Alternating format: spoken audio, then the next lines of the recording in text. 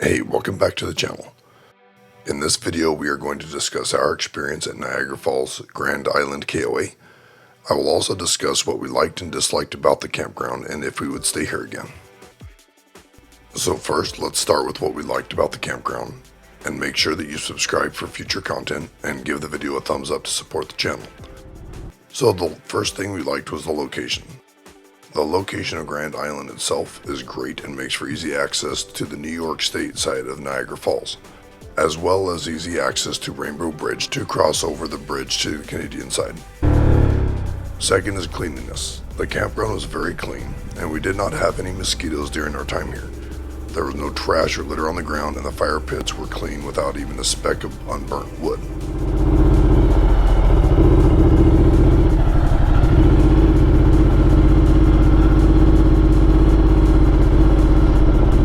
So the third thing was availability. When we were making reservations here, we were trying to correct a mistake that we had made. We inadvertently made reservations at a campground which was an hour away from Niagara Falls. We had not noticed that when we made reservations approximately 6 months earlier, because we were making lots of reservations for trips and inadvertently booked at the incorrect campground. When we finally noticed this mistake, we were 2 weeks away from the leave date to head to the campground, and that is when we noticed that it was a long ways from Niagara Falls.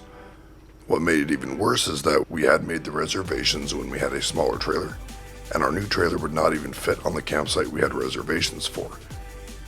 So we found the Grand Island KOA, and they had availability, in essence saving our Niagara Falls trip.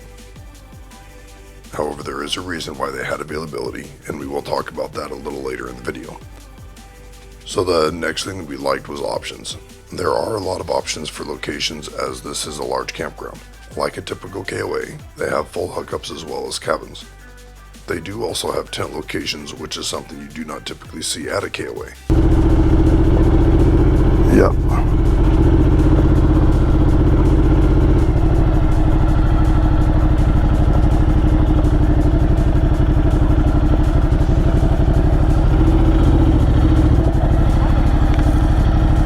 In regards to the RV locations, however, pay attention to the map location and the descriptions. Some of them have very small footprints.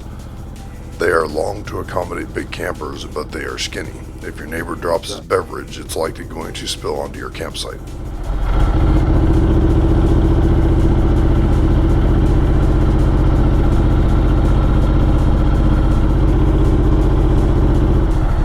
Now, the only thing that we disliked, and it is probably the reason why they had availability with short notice, is the price. This is by far the most expensive campground that we stayed at all year. At about $150 a night.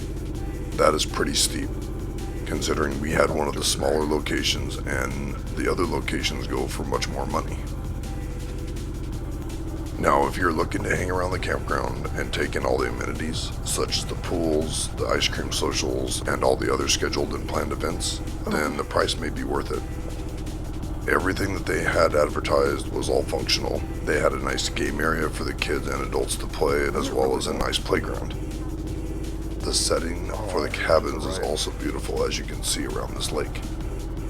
We, however, often leave early and return late, so to us it was not worth the $150 per night. If we were to return to explore Niagara Falls again, we would likely stay at Cinderella Motel and Campground, as it is in the same area as the KOA.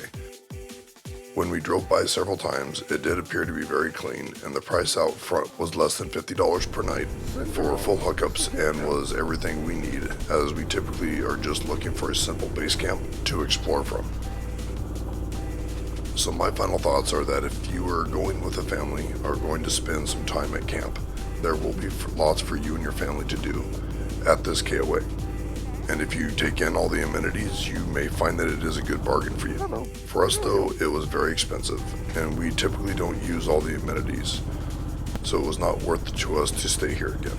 If you just need a parking area with a small bit of grass, there are much cheaper places to stay. Well, thank you for watching. Make sure to subscribe and give the video a thumbs up to support the channel. Kind of cool. Paddle boats.